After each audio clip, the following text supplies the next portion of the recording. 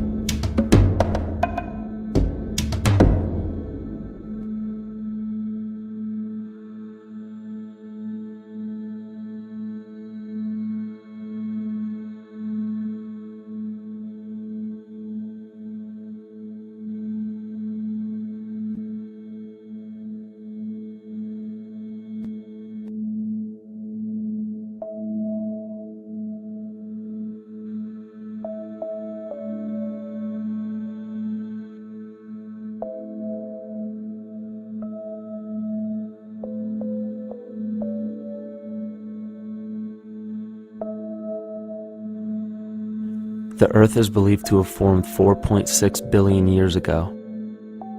Within the first 150 million years, it began cooling and releasing gases from the lithosphere, which created the earliest forms of the Earth's atmosphere. Prior to the creation of this atmosphere, the sun's ultraviolet radiation made for uninhabitable conditions. But as the Earth cooled further, water condensed in the atmosphere and oxygen accumulated, making way for organic compounds. This spawned single-celled organisms and then plant life. And down through time, the evolutionary chain continued. And then we arrive at a species that does not seem to fit as well as the rest. Homo sapiens' gestation period of 9 months mimics the 3.8 billion year evolution of all life on Earth. The human embryo repeats the evolution of all species. When the sperm and egg unite, this new creation is a single-celled organism. Within hours, this single cell divides and multiplies more rapidly than any other species. 4 weeks later, the embryo begins to develop gills mimicking aquatic life. A few weeks later, it develops lungs and a tail with reptilian appearance. From there, a mammal is recognizable, and then onto a primate form. It then sheds its laguna, which is the embryonic fur, and at last shows the characteristics of a human child. The human body is a community of approximately 50 trillion cells. Everything the body does, the cell does as well. Cells have respiratory and excretory systems. They feed, feel, think, and communicate with other cells. Trillions of cells make up a single organism called the human body, and billions of human bodies help make up the organism we call Earth. The Earth has more similarities with the human anatomy than you may think. Earth has its own electromagnetic generation, just like the human body. Research has found that a direct current of electricity flows through perineural cells found around every nerve in the body. These pathways are called energy meridians and have been used in the practice of acupuncture for at least 2,000 years. Dating even farther back is the notion of dragon paths or ley lines in which many megalithic structures and stone monuments were erected, marking the energy meridians of the Earth. These energy meridians are generated by the resonant frequencies of the Earth, called the Schumann waves. Each planetary body has its own resonant frequencies and is determined by the circumference and diameter as well as the speed of orbit and rotation. The Earth's resonant frequency starts at 7.83 Hz and ends with the 7th harmonic at 43.2 Hz, correlating with the 7 chakras. Ultimately, the greatest discovery of our Earth is its consciousness. A visible attribute of consciousness is an energetic field that governs the shaping of organisms. Morphogenesis is a scientific term to explain this very shaping of tissues, organs, and entire organisms. Consciousness is the creative force of the entire universe. It has been given many names such as God, Yahweh, Krishna, nature, the field, and divinity. The entire universe is in fact a single living, conscious organism with complete awareness of itself. The reason why it may seem difficult to comprehend this is because our understanding is typically limited by our language. When we hear the term conscious organism, we tend to anthropomorphize its definition. By giving it human qualities, we mistakenly look past what an organism truly is in the first place. The definition of an organism is any living thing capable of response to stimuli, reproduction, growth and development, and maintenance of homeostasis as a stable whole. Our universe does all of these things. The consciousness of our universe is responsible for the form and purpose that all matter assumes. The Earth's resonant frequencies are a result of its form. These frequencies are responsible for biological rhythms, such as menstrual and circadian cycles, as well as behavioral and emotional patterns. The frequencies are then picked up by the flora and fauna, which are biological instruments that respond to the wave patterns. The wave patterns resonate in the cranial structure of our head and converge in the center of our brain, which is where we find the pineal gland. The pineal gland is believed in many cultures to be the spiritual third eye responsible for intuition. Descartes called it the seat of the soul where mind and body meet. Each individual cell in our body receives an electromagnetic impulse from our central nervous system. They receive the very same impulse that was disseminated to every biological instrument from the earth. An explanation of our conscious universe has been attempted by religion, science, and philosophy. The neglect of biological nature from any organism causes illness. A divorce from nature, exile from Eden, confounding of tongues, they are all symptoms not of a biblical God or deity, but the true self. The greatest and only threat to ourselves is a loss of self, the death of our divinity. As we barrel through history with oceans of information, yet barely a drop of wisdom, we have to understand how we lost ourself.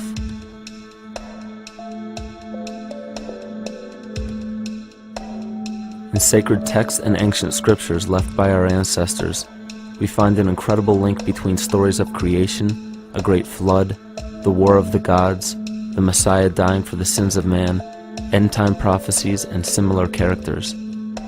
These correlations show up in myths from cultures that supposedly had no contact with one another due to distance in geography and time. The common thread we find that connects all of mythology has its roots in the stars. One of the most revealing accounts is the battle of the gods in heaven and the ensuing flood.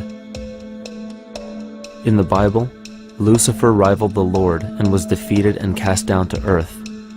In the creation myth of the Enuma Elish, we find a similar story of Tiamat being defeated by Marduk and cast down to the abyss of Apsu.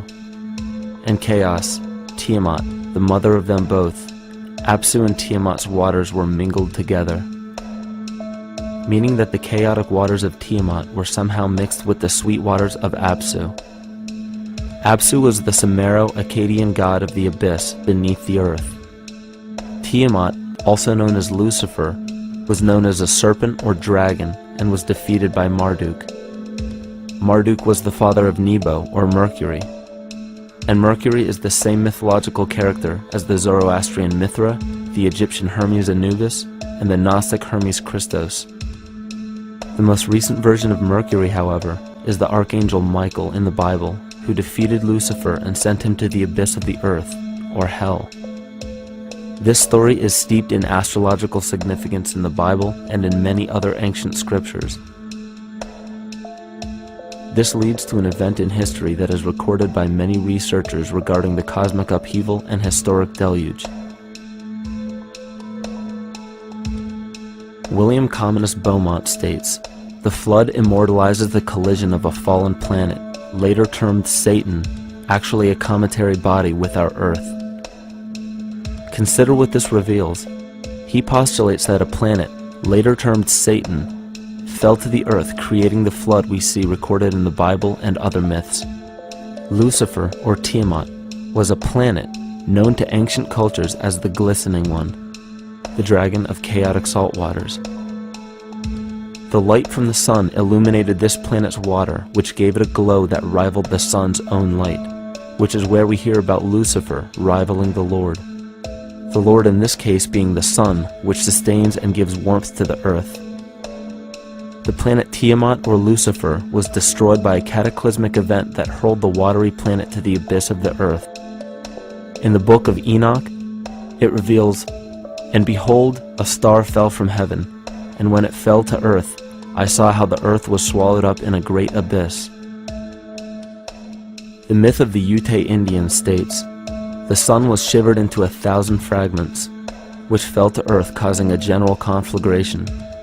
Then Tawats fled before the destruction he had wrought, and as he fled, the burning earth consumed his feet, legs, body, hands, and arms, until at last, swollen with heat, the eyes of the god burst and tears gushed forth in a flood which spread over the earth, extinguishing the fire."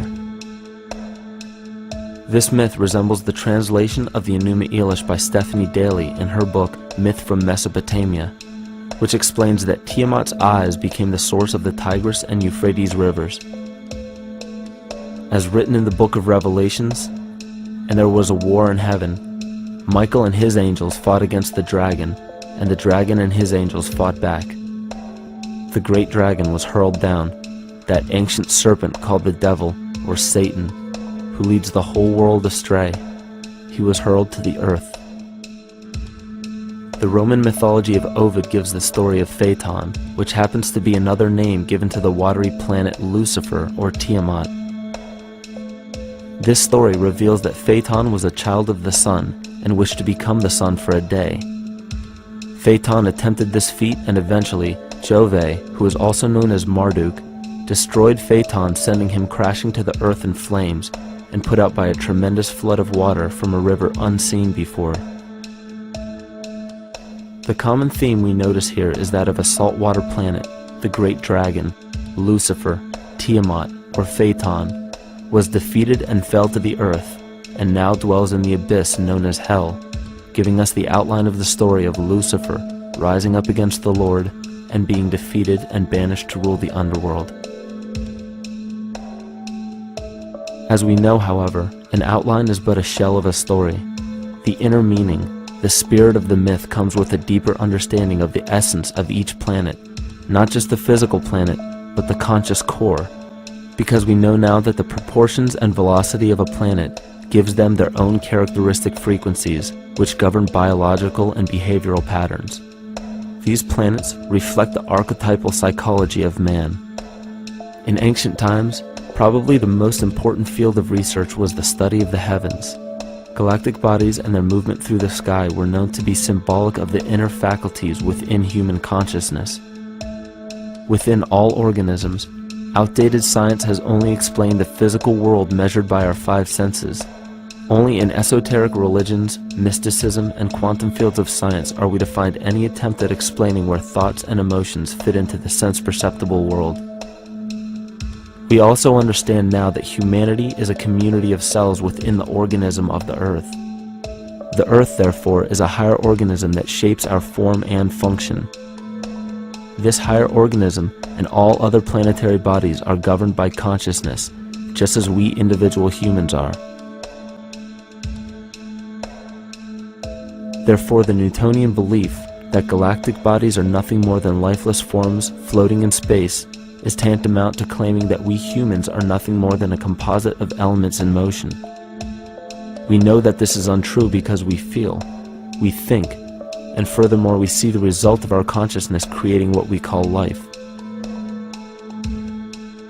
Plato wrote, "This world is indeed a living being, endowed with a soul and intelligence, a single visible living entity containing all other living entities, which by their nature are all related."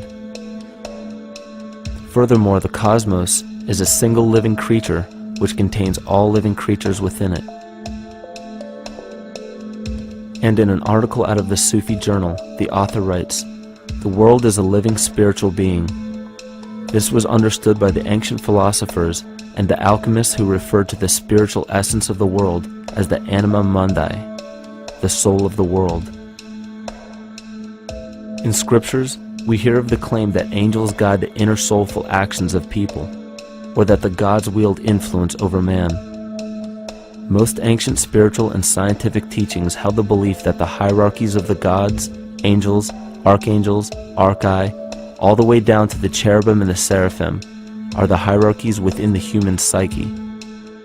In this way, we must understand that when the whole of ancient myths and sacred scriptures speak of spiritual influence from a higher being, they were speaking of archetypal forces that are inherent within us, not an influence from an external source. This is where we begin to see the relevance of astrology as an ancient form of science that resurfaced in the 19th and 20th centuries under the name of psychology. Friedrich Nietzsche even stated, "As long as you still experience the stars as something above you, you still lack a viewpoint of knowledge." This is astropsychology and maps the inner faculties of the psyche. In pre-Christian times, there were schools known today as the mystery schools or the mystery religions. The messages encoded in the scriptures and ancient archaeology came from adepts of spiritual science. The intent was to teach the initiates the deeper meaning of these myths. What became later termed as Lucifer, Satan, or the devil was representative of the ego which rivals the Lord, the representative of the self. The true self is the epicenter of a person's entire being. It is the total sum of everything that we are.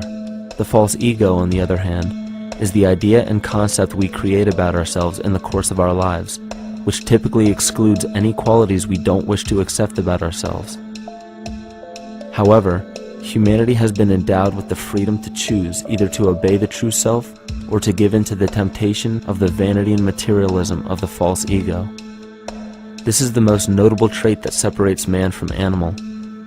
Our freedom of choice, the choice to follow our concepts and ideals or our natural impulses, the choice to sustain nature or to destroy it. This freedom of choice weighs on the fate of the entire organism that we call humanity. Cancer begins with a group of cells within a community that fail to communicate with the conscious signal of the organism. Those cells begin to grow out of control and spread to other areas of the organism. This very disease is evident in our world today. The cancer upon our earth is the domination of our false ego and our divorce from nature. Collectively, among every human, the cancer upon our earth is the domination of our false ego and our divorce from nature. Collectively, among every human, vanity leads to segregation and competition. Competition leads to fear and greed. Greed leads to deceit and immorality. And immorality is the breeding ground for illness, waging war on our earth. Every act of hatred and destructiveness in our world begins with self-hate and self-destructiveness. And it all begins with a breakdown in communication.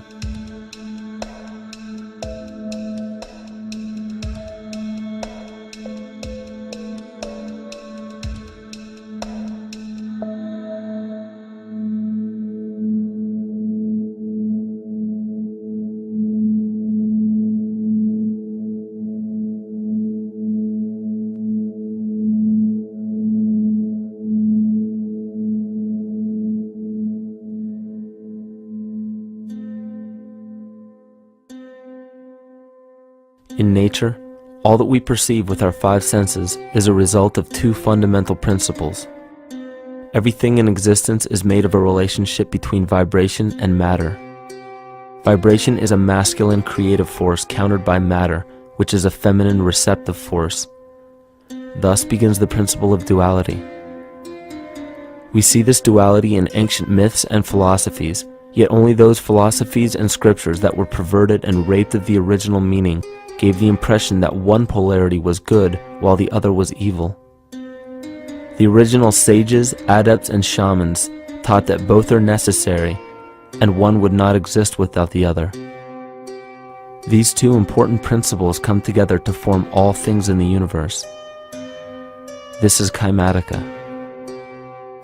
Even language, logos, the communication of any and all things in nature, depends upon this principle. Pete Peterson, in his works Cymatics, the Science of the Future, stated that nature shows examples of Kymatica in everything. This phenomena is found to be one of the prime forces that moves biological evolution along its path. Dan Winter reproduced an experiment to prove that the ancient languages of Hebrew and Sanskrit, when spoken, create a vibratory frequency that moved matter into sacred geometrical patterns. Upon further investigation, Hebrew, Sanskrit, Aramaic, Arabic, and other elder dialects have older roots in a parent language of Gaelic and quite possibly an even earlier origin. In Swami Murugesu's The Science of Mantra, he claimed that when a person chanted specific words in Sanskrit while filming a burning candle, the intensity as well as the color of the flame would change due to the frequency that the word would emit. This same science has been shown to lower and raise blood pressure. And in his own words, certain sounds can affect their circulation and nervous system. Whatever change such vibrations cause extends to the mind of a person and also to the surrounding atmosphere, causing warmth or coolness. All this can be known by study and shown by practice. This rediscovered knowledge of the science of sound shows that sound is something more than mere vibratory signals. Not only does sound interact with life, but it sustains and develops it. It acts as a conduit of conscious intent between people, societies, and entire civilizations. Yet the psychic illness we endure due to the domination of our false ego is reflected in the collective. Our psychological schism has shut us off from communicating correctly with our inner self, which is exactly how cancer cells within the body operate. In the collective, we have created a language barrier between humanity and the rest of nature, acting as a global cancer. Recorded in history, the efficacy of the ancient languages has been severely uprooted. The alphanumeric translation from Hebrew to English shows a complete reversal of the two languages, giving the cymatic effect unnatural results. Dr. Leonard Horowitz stated in his work on DNA, 1/3 of the sensory motor cortex of the brain is devoted to the tongue, oral cavity, the lips, and speech. In other words, oral frequency emissions spoken or sung exert powerful control over life, vibrating genes that influence total well-being and even evolution of the species. A degradation of language in this case is shown to affect biology. If something as basic and important as language can be degraded and devalued to such a degree, yet never questioned, what else might we be missing? Think of an aspect of your life that dictates the limits of your freedom. Government and law enforcement, insurance and pharmaceutical companies, taxes, building permits, driver's licenses, and more. There are hundreds if not thousands of stipulations, regulations, and boundaries on our freedom. And out of the ones that were just mentioned, how many have you researched to find out whether they apply to you or not? Let's look at the forms of law that we currently acquiesce to.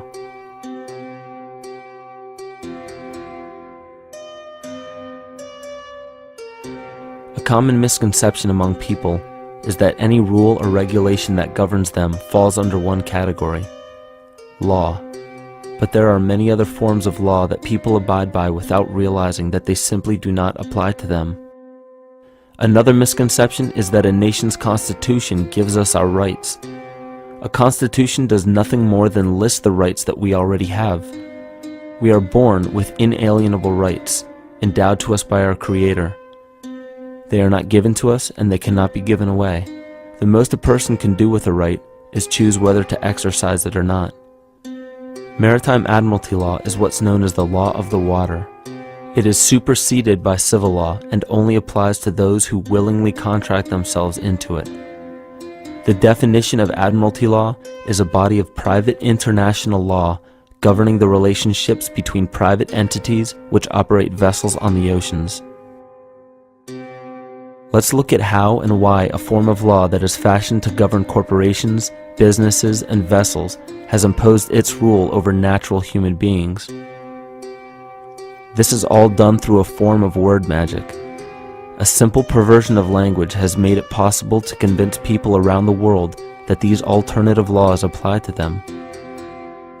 One of the predominant beliefs in modern culture is that licenses, permits, registrations, and other forms of documentation are required to operate motor vehicles, use public roads, build structures and establishments, engage in free enterprise, and much more.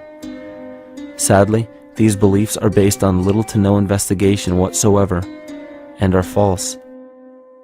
This belief structure is perpetuated by Maritime Admiralty law. This form of law was originally created to govern ships docking in foreign nations for the import or export of products and resources. It deals with banking and merchant affairs, not civil affairs. When a product is taken off of a ship and brought into a foreign land, that nation takes custody of the resource and accounts for it with a certificate. That certificate marks the birth date of that product in the custody of the respective nation. Think of why it is supposedly required to have a certificate of live birth in the first place. The Barron's Dictionary of Banking Terms defines a certificate as a paper establishing an ownership claim. So right there, we notice that everyone with a birth certificate is defined as being owned. People are used as collateral with other nations because the U.S. is bankrupt. The United States declared bankruptcy on March 9th of 1933. At this point, the U.S. began taking out loans from a private, non-government affiliated corporation called the Federal Reserve. With no money to pay back the loans, the United States began using the citizens as collateral. All birth and marriage certificates are literally warehouse receipts. Just look at the similarities of warehouse receipts and birth certificates. Both document the date of issue,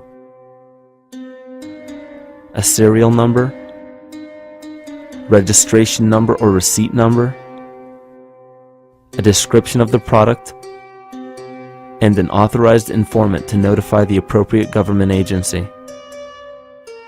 With all of this information being readily available, the majority of people are unaware of their involvement with Maritime Admiralty law. This is possible through the manipulation of language. This Admiralty law changed the meaning of the word person from a natural living person to a corporation. Driver's licenses, vehicle registrations, auto insurance forms, building permits, gun permits, work permits, tax filing documents, birth and death certificates, traffic citations, and many other forms of documentation that were once believed to be absolutely necessary only apply to persons or corporations.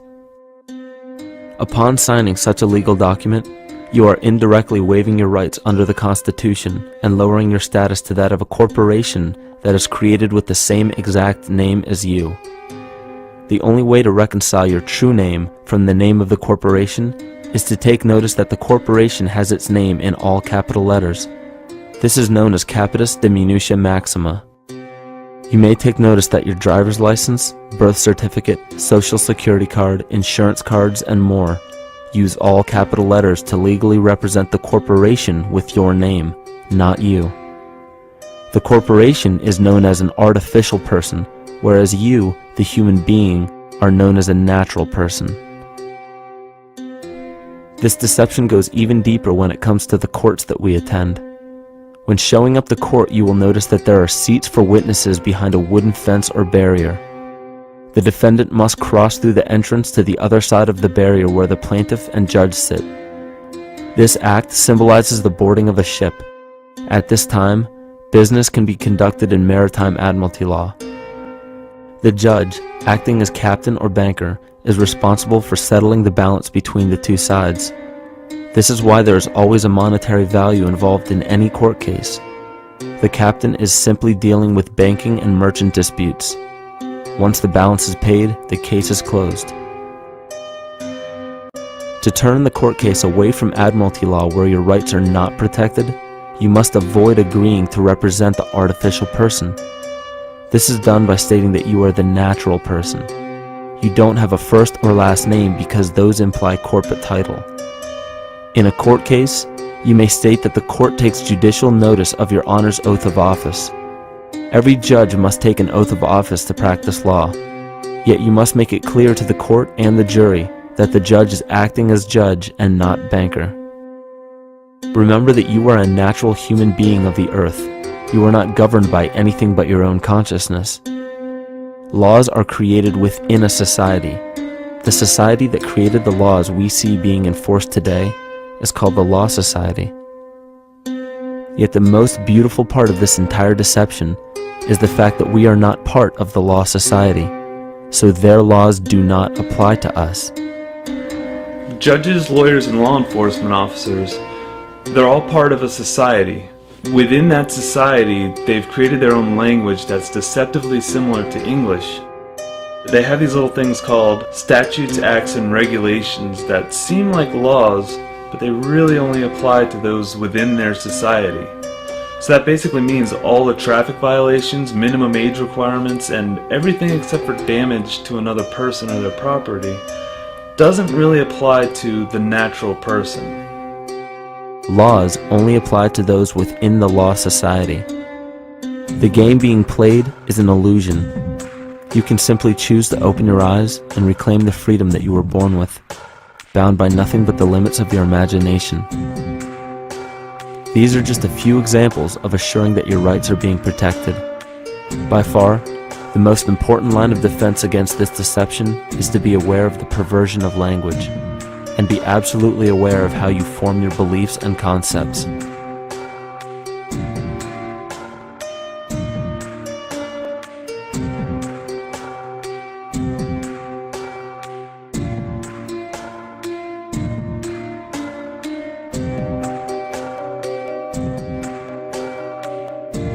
In all forms of the perversion of language, there is a mirror reflection of this in the microcosm of the psyche.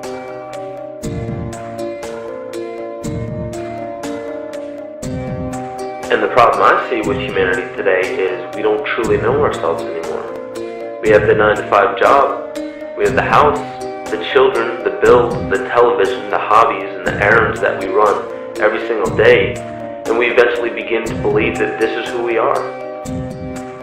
But who are we beneath the job title, beneath the status of mother or father, theist or atheist, Republican or Democrat, black or white, man or woman? Who are we? Who are we deep down inside? We don't know, because every time we hear an answer that we don't want to accept about ourselves, we deny it. We'll pass it off and project it onto somebody else and judge them for it.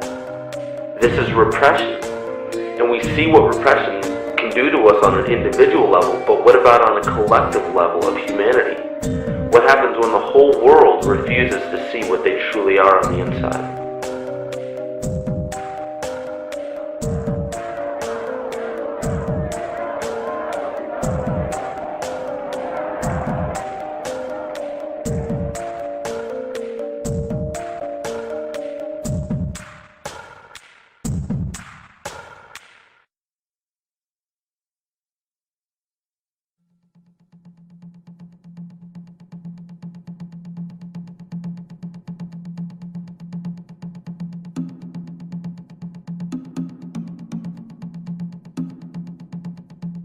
Carl Jung discovered that there is a collective unconscious connected to all humans, meaning that the whole of humanity shares a single mind with one another. This is evident in the world through accounts of shared mythology and symbols, the study of morphic fields, and with the science of kinesiology. This collectivity is a global example of the unconscious mind of the human body, in which trillions of cells share a similar signal. This parasite, called our false ego, requires a continuous flow of sustenance to survive. Food, fuel, and any other form of sustenance is energy. Human consciousness is an electromagnetic field of energy.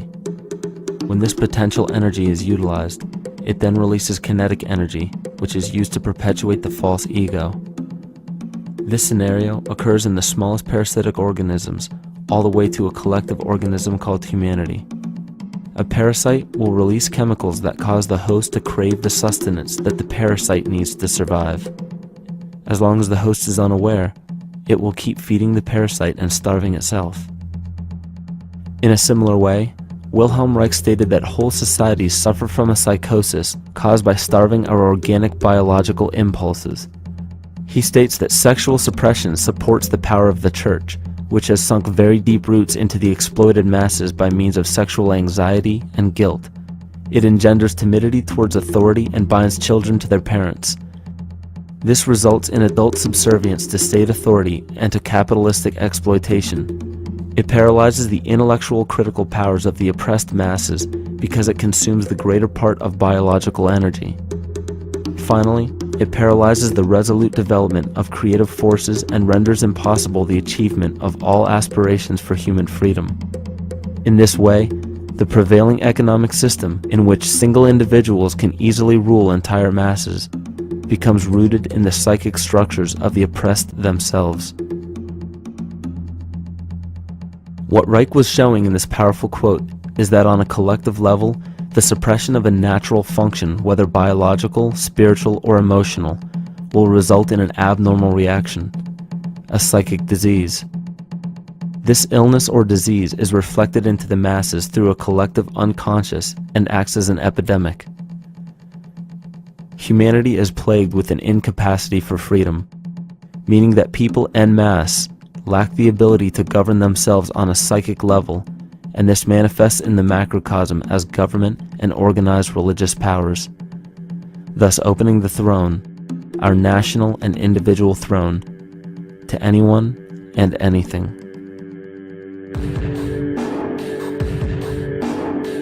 Enter the infamous rulers of the earth, the patriarchs of civilization, political, social, economic, and spiritual dictatorship, psychic tyranny. This simple illness within our psyche, this lack of responsibility and neglect of basic human freedom, has made way for every tyrant that has ever held rule over people on this planet.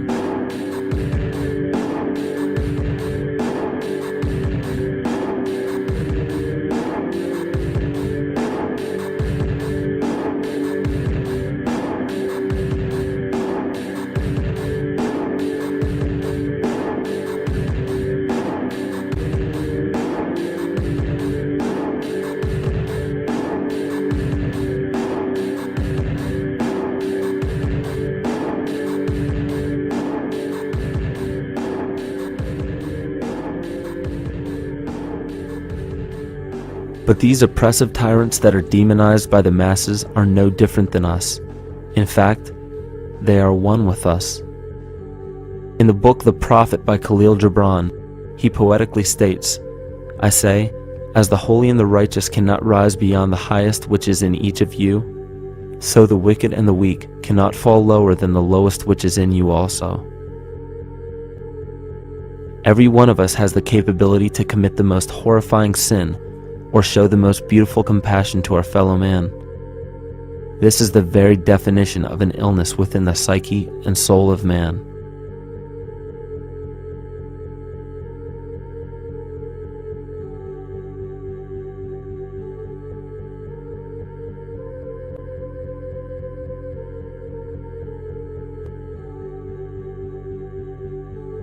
Think of any position of power that you believe to be above you. Royal families, government leaders, the United Nations, financial organizations, corporate monopolies, and media juggernauts. These are all facets of our false ego. They are the physical advent of our own sickness. They require our conscious participation, our conscious energy to survive. Because without our cooperation, without supplying them with the sustenance of complicity, they starve. Their very nature depends on our desire to be ruled, and a typical symptom of the illness among humanity today is our continuous denial of our illness. Repression. We consistently repress those qualities we choose not to accept about ourselves. This is why it is so difficult to see the false ego and its multiple manifestations for what they truly are.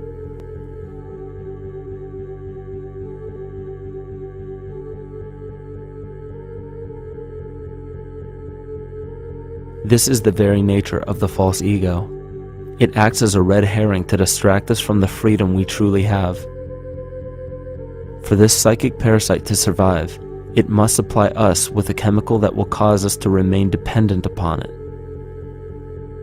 In this case, the sustenance is our conscious energy. And in order for us to feed it to the parasite, the chemical of fear causes humanity to crave protection and defense.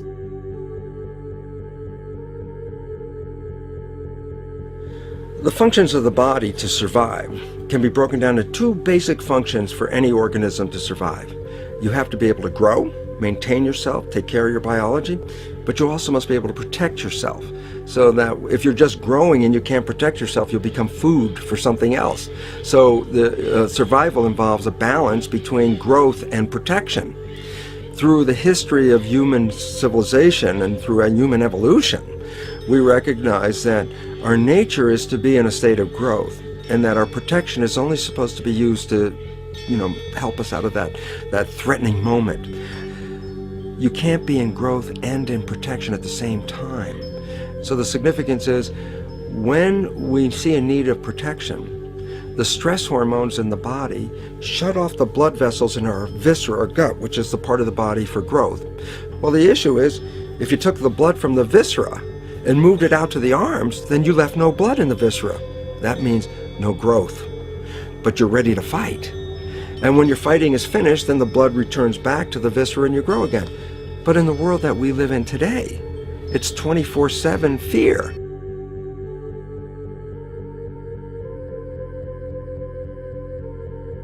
So we have a continuous dripping of that stress hormone into the body. It's just dripping all the time, getting us ready to run or fight or flight at any moment at the drop of a hat. We're ready to go because we're on guard.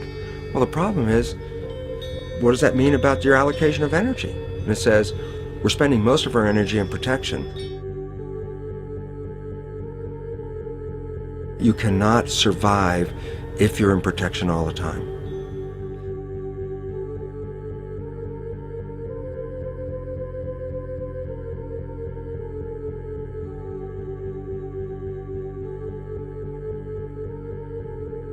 And if the parasite can control the nature of the fear, it can then create a fear among us that only it can defend us against. A recent physical manifestation of this comes from Zbigniew Brzezinski, former Secretary of State who also supported President Barack Obama. In his book, The Grand Chessboard, he states, as America becomes an increasingly multicultural society, it may find it more difficult to fashion a consensus of foreign policy issues, except in the circumstance of a truly massive and widely perceived direct external threat. Even the Reichsfuhrer of the Nazi Party, Hermann Göring, sums up this game of supply and demand perfectly when he stated, "The people can always be brought to the bidding of the leaders." That is easy. All you have to do is tell them they are being attacked and denounce the peacemakers for lack of patriotism and exposing the country to danger. It works the same in any country. It also works the same in every individual psyche. Just remember that the false ego has only one desire: to become greater and more powerful than the true self. This illness causes us to believe that we are separate from nature.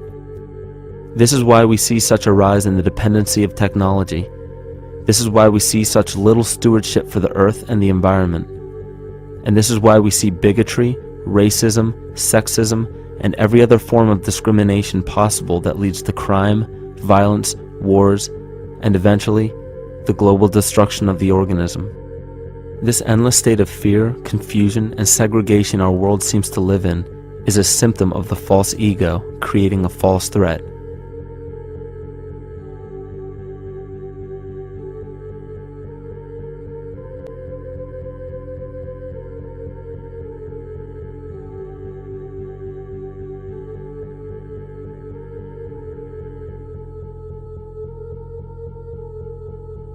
many of the United States presidents have blood relations with each other. The Bush lineage has blood ties to a great number of former presidents. George Washington, Millard Fillmore, Franklin Pierce, Abraham Lincoln, Ulysses Grant, Rutherford Hayes, James Garfield, Grover Cleveland, Teddy Roosevelt, William Taft, Calvin Coolidge, Herbert Hoover, Franklin Roosevelt, Richard Nixon, and Gerald Ford. Michael Tsarion points out in his work that Bush is closely related to every European monarch on and off the throne, and has kinship with every member of Britain's royal family. Bush's family tree can be documented as far back as the early 15th century. He has a direct descent from Henry III and from Henry VIII's sister Mary Tudor. He is also descended from Charles II of England. And we also find that George W. Bush is a direct descendant of Godfrey the Bullion. Godfrey was the first king of Jerusalem after he recaptured it from the Saracens, which was the name for the Islamic faith during the Middle Ages. It is interesting to note that the current occupation of the United States in the Middle East was re-established by the same family, George Bush Sr. in 1991, and again by George Bush Jr. in 2003. George Bush Jr. is then found to be a cousin to both opposing candidates of his 2 terms in office, Al Gore and John Kerry. Democratic President Barack Obama also has blood ties with George W. Bush, as well as Gerald Ford, Lyndon Johnson, Harry Truman, James Madison, and the British Prime Minister Sir Winston Churchill. On the opposing side of the 2008 presidential ballot, John McCain is descended from Robert the Bruce, King William I of Scotland, and also Godfrey the Bullion. Probably one of the most interesting facets of the bloodline relations is the fact that the whole British royal family has descent from the Muslim prophet Muhammad through the Arab kings of Seville. This bloodline was passed through the kings of Portugal, Castile, and eventually down to King Edward IV. And this is a very, very different story from what you hear the media pumping out every day, being this idea of lineal superiority. It's completely debunked according to the foremost authority of aristocratic lineage, Burke's peerage. And this just goes to show that there's the true story, and then there's the manufactured illusion, the front that's given to the public.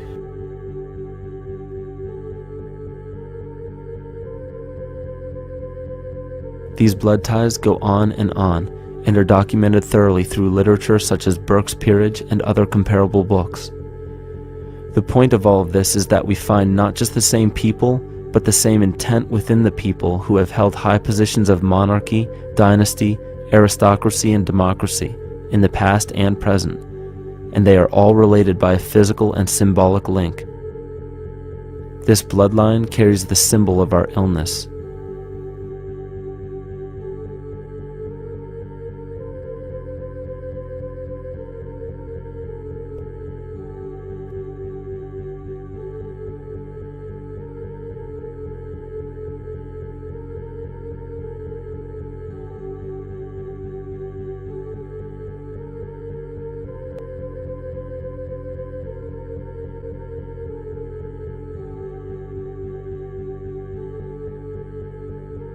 The symptoms of our psycho-spiritual illness are the wars, terrorist attacks, artificial or man-made disasters, and leader figures. As long as the people remain oblivious to their inner drives and inner nature, they will always fail to recognize why these events take place and why these figures rise to such powerful positions. The reason why we have failed for thousands of years to conquer these archetypal rulers permanently is because for thousands of years we have been fighting the symptoms of an illness and not the root cause. For every corrupt government that falls at the hands of a revolutionary, oppressed people, 2 more will rise in its place every time.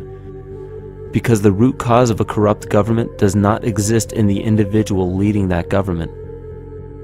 It exists within the psyche of every individual. Because an unaware host to a deadly parasite will do anything to avoid accepting his own incapacity for freedom.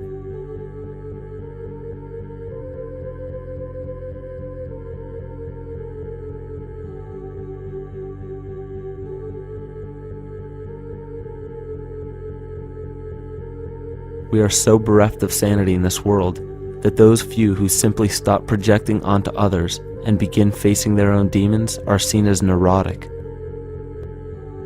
An article written in the 1950s states that studies showed that individuals who had been isolated from their familiar social and cultural environment became neurotic. This shows that when those individuals had no object to identify their darker emotions with, they began to see these things in themselves, that which they refused to recognize before, and were unaware of why they appeared and how to cope. Facing our true inner self is virtually unknown in our world today. This is why no matter how many civilizations rise and fall, it is our collective consciousness that creates our governing apparatus, not individual people.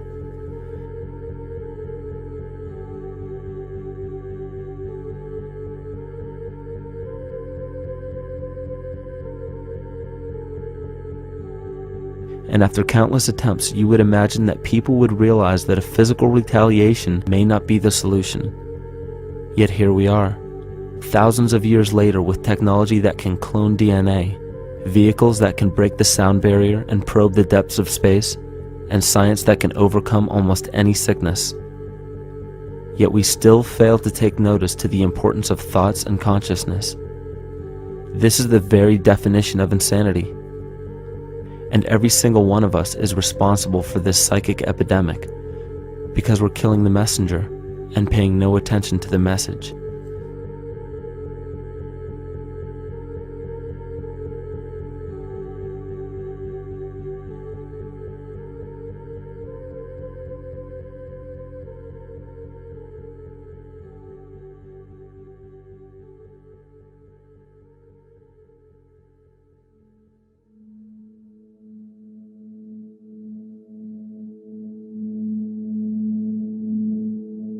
During the 1990s, 3 Nobel laureates in medicine advanced research that revealed the primary function of DNA lies not in protein synthesis as widely believed for the past century, but in electromagnetic energy reception and transmission. Less than 3% of DNA's function involves protein manufacture.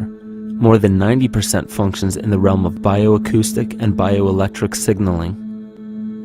So why is it important to know that DNA functions in bioelectric signaling? HeartMath Institute has discovered the heart and brain maintain a continuous two-way dialogue, each influencing the other's functioning. Although it is not well known, the heart sends far more information to the brain than the brain sends to the heart, and the signals the heart sends to the brain can influence perception, emotional processing, and higher cognitive functions. The heart also generates the strongest rhythmic electromagnetic field in the body, and this actually can be measured in the brainwaves of people around us. We are quite literally an electromagnetic expression of our highest cognitive function. The behavior of electromagnetism is evident throughout the world as dualism. All matter contains a negative and positive charge, which means organisms are built upon this foundation. The natural homeostasis of any organism is a balance of both polarities. Furthermore, research on emotional energetics shows that the heart's field is a carrier of emotional information and a mediator of bioelectromagnetic communication within and outside the body. Research shows our heart's field changes distinctly as we experience different emotions. It is registered in people's brains around us and apparently is capable of affecting cells, water, and DNA studied in vitro. Fear. The chemical supplied by a collective parasite creates a distinct bioelectric signal given off by the host. This signal is disseminated to the organisms within our community and will grow outward through the entire organism unless it is counterbalanced by an opposing force. Dr. Fritz Alan Popp discovered that the cells in our body communicate through biophotons, which are tiny particles of light that are single units of an electromagnetic field. This communication system within our body also exists between people in what's known as morphic resonance. This was known by the shamans, sages, and adepts of antiquity. These teachings were commonplace in prehistoric cultures. It wasn't by sheer chance that artistic expression and rituals were the cornerstone of every ancient civilization. Art was used as a personal method to exercise the shadow content of the psyche and introduce it to the conscious mind. This was very literally viewed as psychic therapy. Ritual was based around astrological dates. As we've learned, the study of the stars and planets reflect our own astropsychology. The shamans would perform rituals on astrological dates that would correlate with a circadian rhythm or a psychological cycle. These rituals kept the human participants aware of their inner self and prevented the repression of psychological content. As long as people were facing their inner demons and accepting them as their own, they were not collectively projecting them into the physical world. If you bring forth what is within you, what you bring forth will save you. If you do not bring forth what is within you, what you do not bring forth will destroy you. The progeny of our psychological disease began growing rapidly after a series of catastrophes forced the collective into a somatic state of fight or flight. This lowered the immunity of the population by introducing a state of immense stress. Our body becomes more susceptible to illness under stress. In this manner, humanity fell ill when entire bodies of land were swallowed up by the floodwaters. This uprooted many tribes, chiefdoms, and civilizations from their homes, and their ritual practices that were used as a conduit for psychic wellness were put on hold in order to survive the catastrophe and seek new homes. The shamans were spread to many new areas of the world. This information has been suppressed.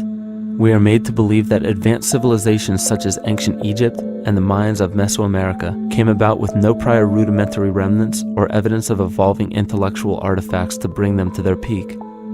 We are meant to believe that their incredible knowledge of mathematics, astrology, agriculture, economy, polity, and architecture came out of nowhere. This leads many researchers today to the understanding that the origins of these civilizations have been suppressed. Not surprisingly, the force that has guided the suppression of this knowledge comes from the exact bloodline of the political and religious leaders stated previously. These are some of the notable book burnings and suppression of important texts in our history.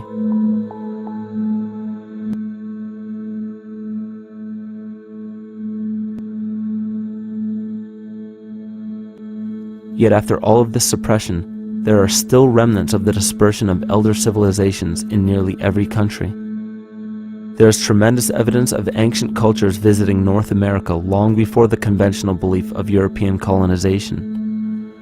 Barry Fell states in his book America BC, there are ancient inscriptions now being reported from nearly all parts of the United States, Canada, and Latin America, written in various European and Mediterranean languages in alphabets that date from 2,500 years ago. William Commonus Beaumont wrote, "The Toltec and Maya civilizations never originated on American soil, but appeared there full-blown, with a well-defined art and system of hieroglyphic writing which possesses affinities with Egyptian. It is found that there are thousands of prehistoric sites across New England and several other northern states showing inscriptions, carvings, and mounds created by Druidic mariners as far back as 800 BC. To suppress this information further, it was not only imperative for the bloodline to burn the documented texts containing true historical information, but to wipe out the cultures that derived from these ancient shamans. The most devastating genocide ever endured was and still is the annihilation of shamanic tribes. We've lost our traditional roots and don't know about ritual. The dragon dances and the ghost dances of the Native American Indians, what do you think that was all about? All the shamans of the world, when they do their rituals, they're doing that. Their work, harmonically through dances, is to strengthen the immune system of the earth. But they've been all murdered.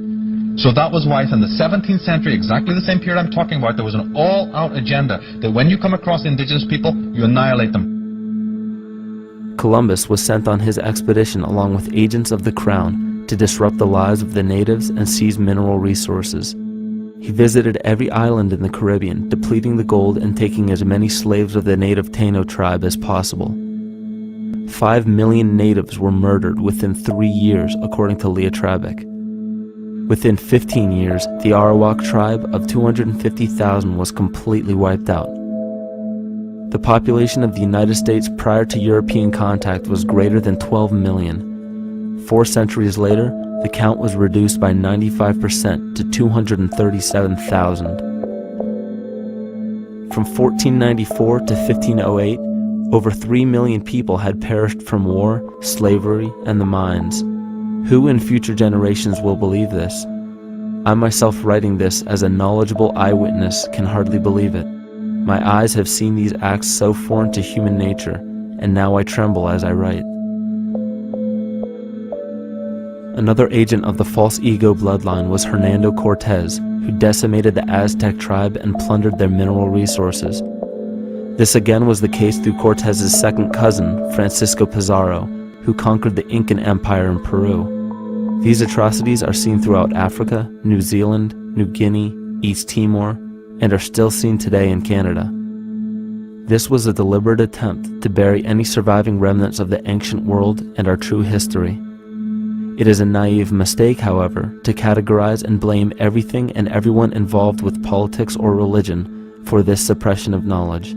It is only natural for people to crave spiritual understanding when there are so many manufactured missing links and perversions in the spiritual text today. And due to this void of spiritual wisdom, honest and moral people who are simply trying to understand their place in this world become the prime consumer market for those who wish to exploit this vulnerability.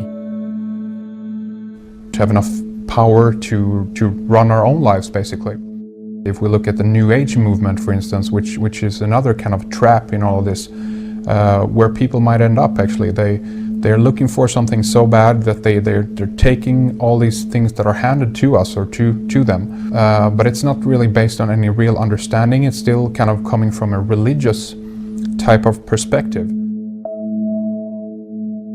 People are genuinely seeking something new. They're genuinely seeking a new type of spirituality, or to better themselves, or to change something, but this is being hijacked. And what they actually do is that they lead you into another type of group mentality or new age religion, whatever it is, and people still are not able to kind of really break free from that and follow their own journey or their own path, which I think is very important in all of this.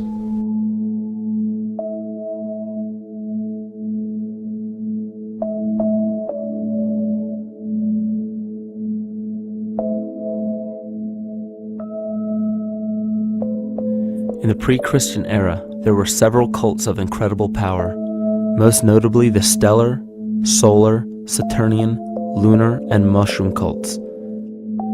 It is simple to see that worshippers of the lunar goddess comprised of the lunar cult. The worship of sun gods were indicative of the solar cults. The Saturnian cult, which consisted of Phoenicians and Canaanites, worshipped El or Eli. The biblical exodus of the Hebrews from Egypt showed that they entered Canaan and merged the lunar cult of Isis, the solar cult of Ra, and the Saturnian cult of El to form Isis, Ra, El. Israel.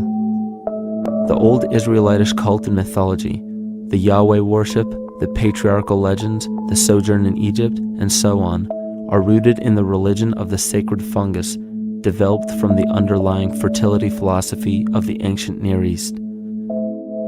The Jewish mitre, Muslim turbans, and military berets are derivations of the symbol of the mushroom cult. One of the first and most prominent, however, was the stellar cult, and a number of these ancient cults were created for shamanic purposes and earthly stewardship, yet some were taken over with different intentions. Just as you would imagine in any establishment of power, smaller cults formed within the main cults to worship individual deities. The cult of Mithras and the cult of Dionysus are two examples.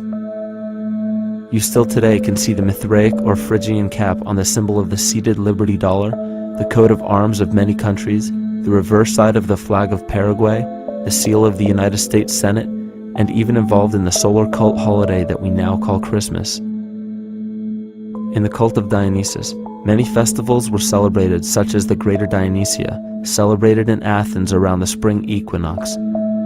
The foremost event in this festival was the Thymelic contest, in which poets, musicians, and entertainers performed in an open-air theater. Musicians did not have to pay taxes, and members of the Artists Guild did not have to participate in military affairs. The cult of Dionysus is still alive to this day as the entertainment industry.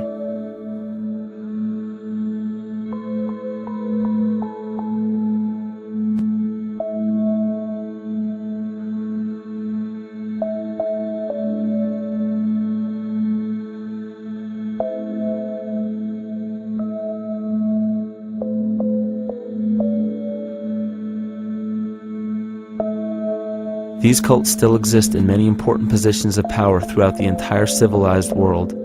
Yet the most important function of these groups is to manufacture the consent and complicity of the people.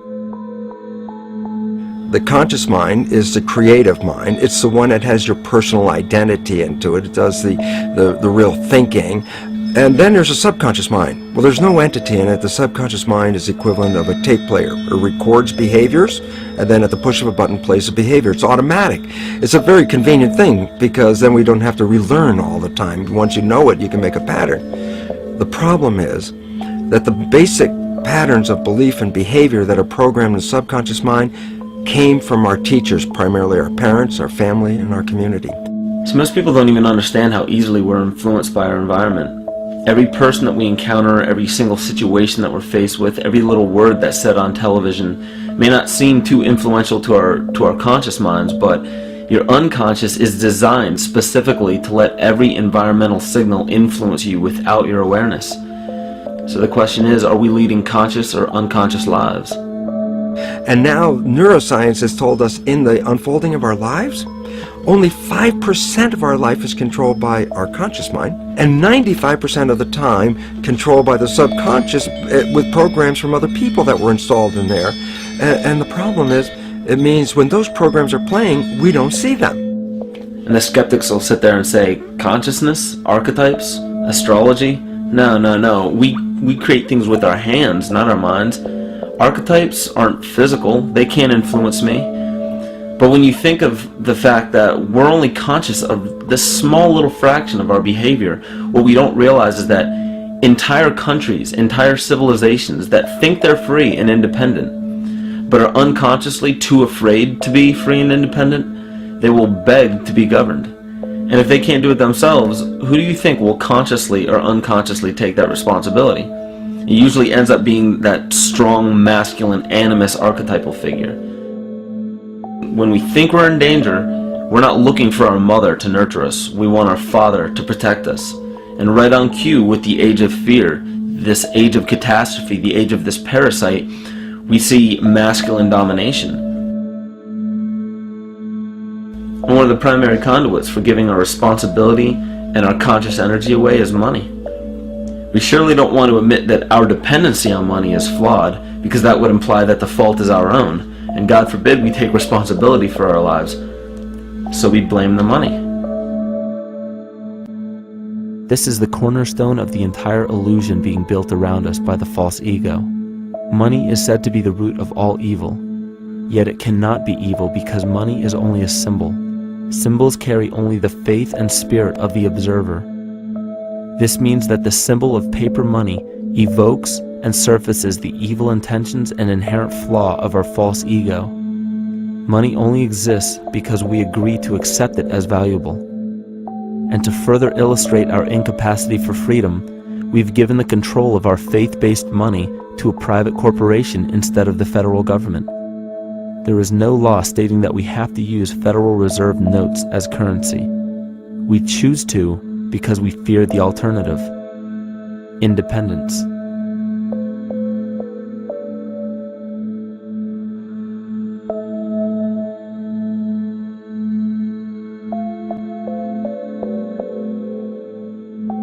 But it's not even really about money, it's about energy, because money is simply this material thing that allows billions of people to crave just one thing and put their energy into the same thing.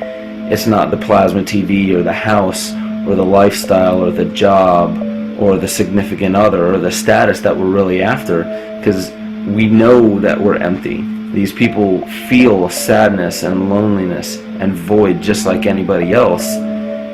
And they either want to fill that void with materialism because they think that that'll make them feel better, or they want to sedate the void feeling with material possessions. So it all comes back to this feeling of having to put our dependency into an external source, something that we have absolutely no control over.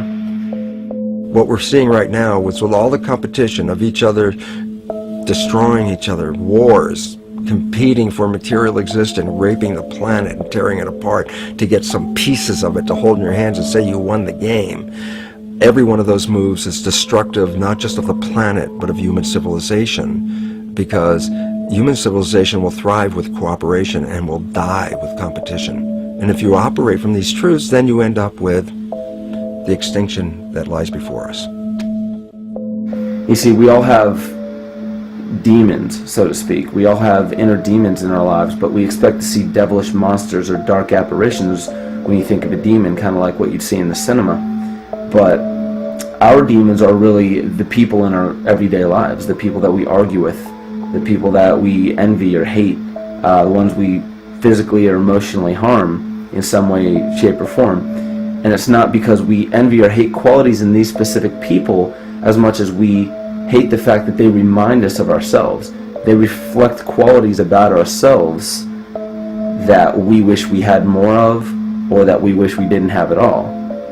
So what do? We alleviate that pain not by fixing or fighting our own demons, but by harming the people that remind us of our demons, by harming the people that remind us of the things that we don't like about ourselves.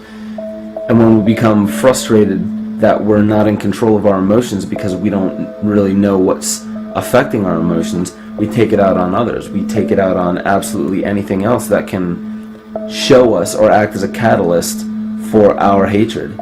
And so we do the same thing to animals. Animals are perfect because they can't defend themselves. And it's a perfect catalyst for our inner aggression, our confusion, our hatred. Just take it out on something absolutely helpless. Just imagine how unconscious a person has to be of his or her actions to torture or mutilate or brutalize any living thing.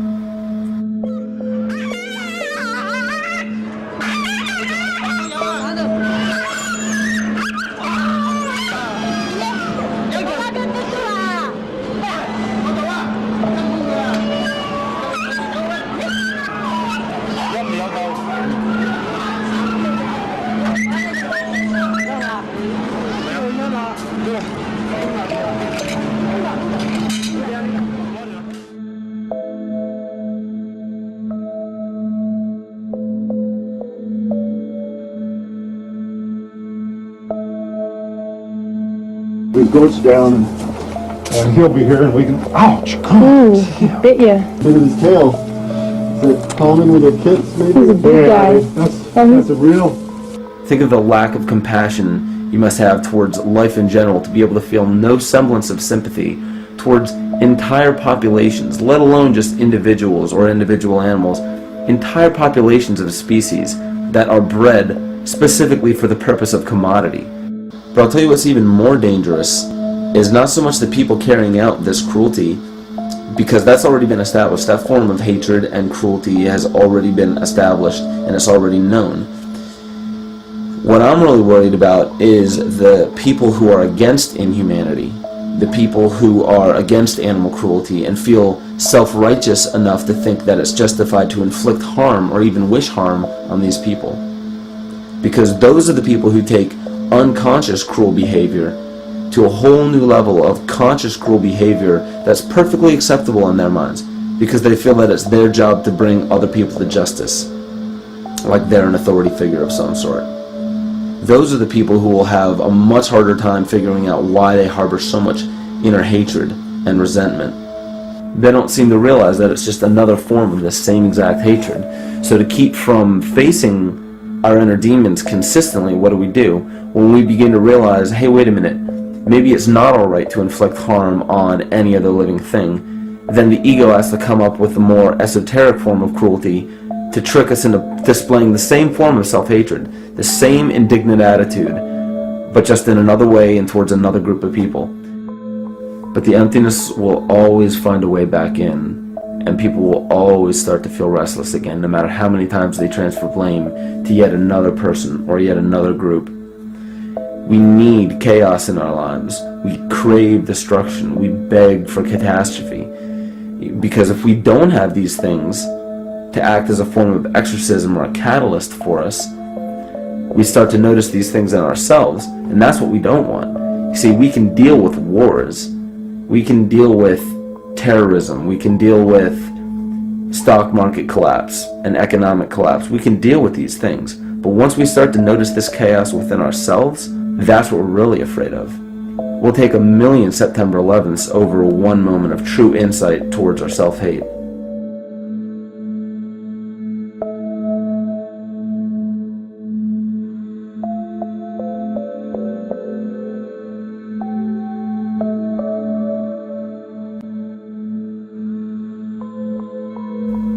And you know, the most interesting part of all of this is we encounter things every day, every single day, that we either accept with open arms or that we reject violently. The interesting part is not really what we're accepting or rejecting as much as what it is inside us that makes us feel compelled to a certain thing or repelled from a certain thing. There's this fundamental dual behavior of muscular strength or weakness, attraction or repulsion. And what's interesting about this is when you realize that consciousness, awareness, that intangible essence that animates all matter into what we see around us as life, that is where you will find the origin of this dual behavior. It's been explained as the inhalation and exhalation of Brahma, the contraction and the expansion of Ahriman and Lucifer in an anthroposophical setting, the active and the passive qualities in electricity, the masculine and feminine qualities, yin and yang, existence and nothingness. These are all ways to explain the same behavioral process that begins with awareness, it begins with consciousness. And if you get rid of all the images and concepts in our minds of these sayings in your head and just try to feel the difference between the two polarities, you'll begin to notice that all of the different scenarios and possibilities that are playing out in the world all spawn from this common origin. You'll have 1,000,000 people telling you why the Bible is supposedly the Word of God and that you should follow it word for word. And then you'll have another 1,000,000 claiming that it's a form of mind control and not to believe any of it. Everybody will tell you to beware of this or watch out for that. This is good information, this is bad information. And I just have to wonder, what makes anyone an authority figure enough to say that something is true or false? And why are you denying or accepting anything based on the suggestion of another person? Why aren't you making that decision for yourself? Information is information. There's no such thing as good or bad information. It's all what you do with it. I say let everything be your Bible. Give every piece of information, every person, every event or scenario or situation an honest and open mind. Because then it's your responsibility to respond to it in the way that you choose. Not following the herd, not following convention, it's your responsibility. And that's the point when, no matter how many people tell you you're wrong or right, you're not dependent upon their approval. If we at least question our own actions, question our own thought process, and make a conscious decision to what we feel is right every single day, that's what I believe to be divinity. That's true shamanism. And that, to me, is what it really feels like to be alive.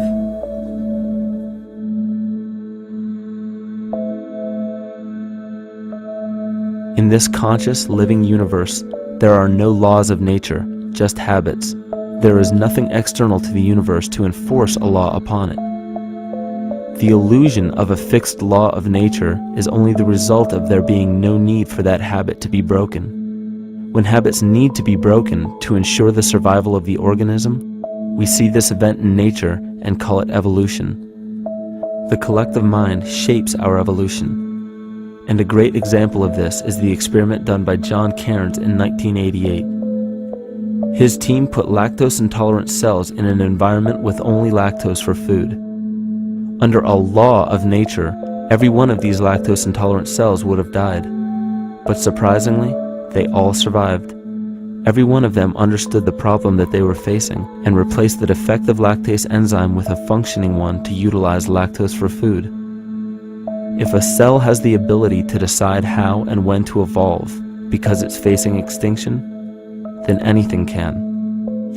The existing beliefs are that a human body is a biochemical machine controlled by genes, and therefore the behavior, emotions, and character of our biology, our health, our lives, are controlled by genes which we don't control. So this is what we taught people. You're a victim. Genes control your life. You didn't pick them. You can't change them. The genes you end up with program what's going to happen. My experiments on stem cells, which I started in 1967, I'd isolate one stem cell, put it in a petri dish, and then it would divide every 10 hours. So I took all the cells, split them up into 3 groups, and then just put them in 3 petri dishes. And then I changed the growth medium, the constituents of the environment, in each of the 3 dishes.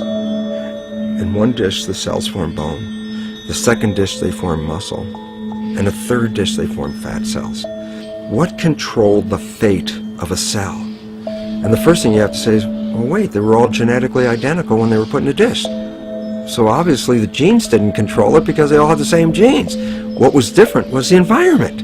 And all of a sudden in my career it said, oh my gosh, here I am teaching genes control life, and the cells are telling me genes respond to life. And since you can control the response, you can control your life. It's how you read the environment, how your mind perceives the environment. And if you understand this, then you could lead yourself to the most wonderful expression on this planet, to be fully alive and fully healthy, just how you respond to the world.